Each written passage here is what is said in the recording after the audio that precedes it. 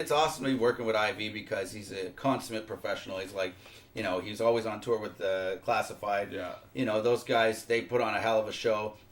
And I know, like, in the way that the level that he operates, there's no room for error. Yeah. So that's why I like to work with a guy like that, because he's a real professional. He's not allowed to screw up. Yeah. He's money every time. So that's why I'm like, you know what, to work with a guy like that, it's like working with Sean P, Yeah. It's like guys that, it's go time, they go. Yeah. So that's why, that's the type of people I like to associate myself with. So I'm happy to have him doing the cuts and everything and the mixes on the mixtape. And big ups to Giuliano, who did all the production on it too. Word up. I don't think a lot of people from Ontario or, anywhere else in Canada are really going to know Giuliano, because he almost worked exclusively with City Natives, which is, it's an Aboriginal group. And it's a group of 4 of them from the Maritimes, throughout New Brunswick and Nova Scotia, and they've received a lot of success.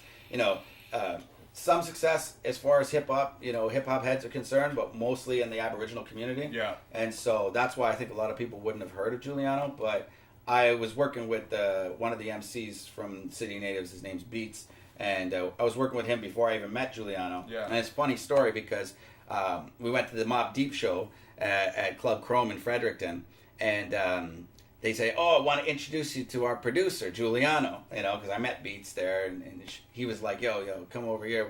We got some drinks and stuff." And then he's like, "I want to introduce you to our producer, Giuliano." And he goes, "Giuliano, it's Fortunato." And he's all fucking hammered, and he's like, "Fortunato?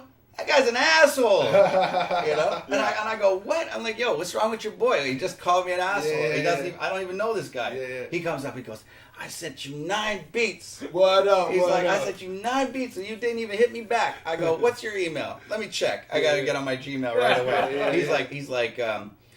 He's like, "Oh, Giuliano, whatever, .com." I'm like, and I'm like, I'm checking it out. Sure enough, sitting right there. How did I miss it? 9 beats, and they were all bangers. Yeah. After I checked them, and I said, "You know what? I'm sorry, man. I didn't mean no disrespect." And he's like, "Dude, I don't send nobody beats like that. It was just because it was you, And I was like, "Man, I feel like shit. So what can I say? I'm sorry." And then trying to seek you out and that. But then at the same time, we ended up making this mixtape as a result. Yeah. But it was weird how it started off. Sweet. Yeah, I think sometimes definitely in England, like, when you meet big personalities out there, that sometimes the chemistry is amazing. When you first meet, you got to kind of bump heads a little bit. Yeah. Once you get out of the way, then the chemistry is just, But like, I think sometimes you got to do that first, like, just, what I mean. So the levels of each other. What I mean?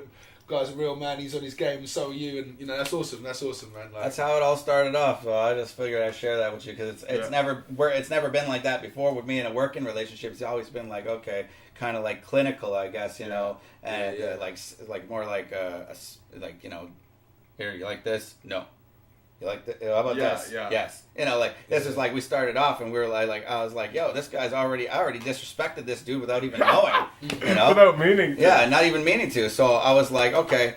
But afterwards, I'm like, dude, I sent him an email. I'm like, "Yo, I'm sorry about, like giving you the hi-hat or like making you feel like I was too good for you, whatever." I'm like, "But I'm down to work whenever."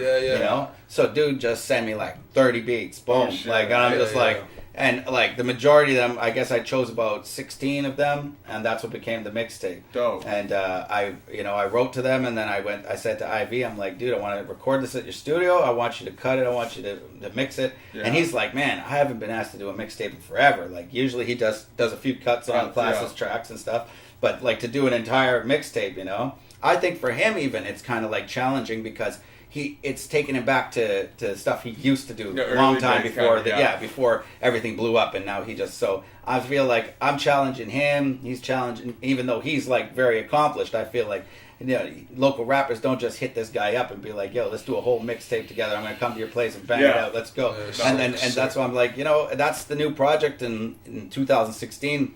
People can look forward to that after they take in the blue collar. Dope. Yeah.